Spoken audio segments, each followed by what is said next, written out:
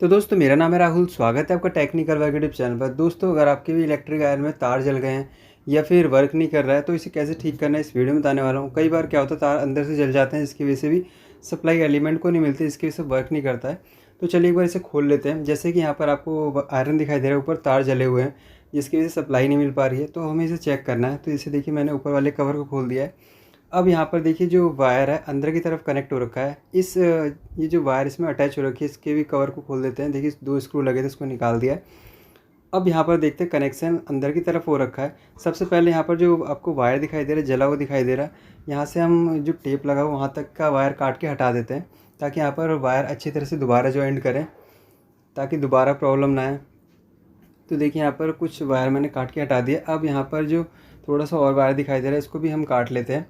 इसके बाद इसके कनेक्शन को चेक करें तो यहाँ पर देखिए जो कनेक्शन हो रखा है अंदर की तरफ हो रखा है, जिसमें स्क्रू ड्राइवर काम नहीं करेगा।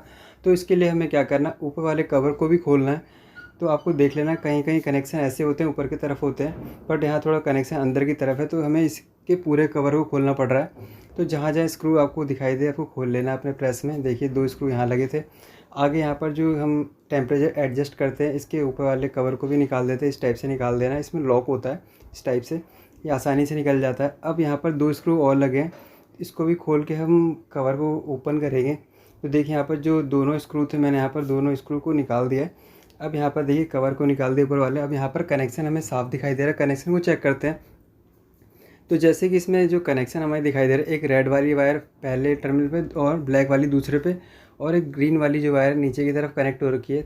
तो चलिए अब इस वायर को निकाल लेते हैं जो हमारी इसमें ख़राब हो गई है, और आपको चेक कर लेना आपके प्रेस में कौन सी वायर कहाँ कनेक्ट है। तो देखिए तीनों वायर को मैंने निकाल दिया है। अब हमें इसमें जो वायर हमने ले रखी है उसे इसमें कनेक्ट करना है। तो यहाँ पर ऊपर जो इसका इंसुलेशन है वो सब हटा देंगे, उसके बाद हम इसमें कनेक्ट करेंगे। तो देखिए यहाँ पर मैंने हटा दिया है।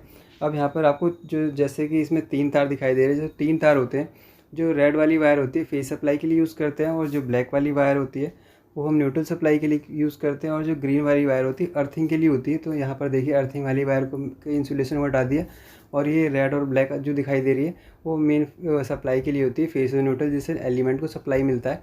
देखिए इस टाइप से मैंने राउंड कर दिया ताकि ये अच्छी तरह से इसमें फिक्स हो जाए, क्योंकि हमारे पास अभी थिम्बल नहीं है जैसे कि इस टाइप से लगे हुए थे पहले। तो देखिए इस टाइप से कर दिया। अब यहाँ पर पहले टर्मिनल पे मैंने रेड वायर और दूसरे पे ब्लैक को कनेक्ट करना है। इससे फेस और न्यूट्रल सप्लाई एलिमेंट को मिल जाएगी, जिससे हमारा प्रेस चालू हो जाएगा। और यहाँ पर जो तीसरी ग्रीन वाली वायर आपको दिखाई दे रही है, देखिए 2 वायर कनेक्ट हो चुकी है। अब इस ग्रीन वाली वायर को यहाँ पर नीचे कनेक्ट कर देंगे, जो कि यहाँ पर अर्थिंग के लिए होती है, सेफ्टी के लिए होती है। तीनों वायर यहाँ पर कनेक्ट हो चुके हैं। अब यहाँ पर हमें जैसे हमने खोला था वैसे हमें इसे पैक कर देना।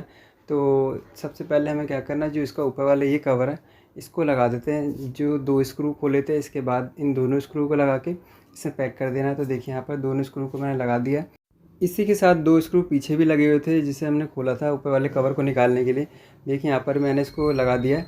अब यहाँ पर जो वायर आपको दिखाई दे रही है इसमें प्रॉपर फिक्स कर देंगे, ताकि यहाँ पर वायर ऊपर की तरफ खींचे ना। तो यहाँ पर देखिए इन दोनों स्क्रू को भी लगा दिया, यहाँ पर वायर प्रॉपरली इसमें फिक्स हो गई है।